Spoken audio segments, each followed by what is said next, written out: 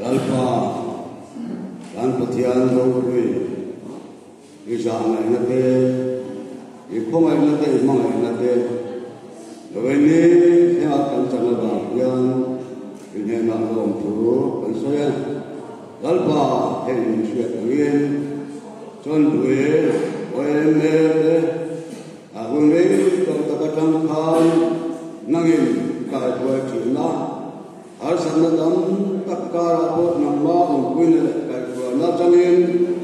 loini ahyana akum sammana golden jubilee lomin kahan ko sanne telani nizam namate ninkai boy ya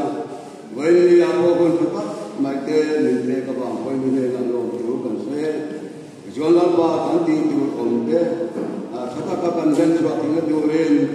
borwa thata mai nam nin siam sa duren dalal ba so ki ta mi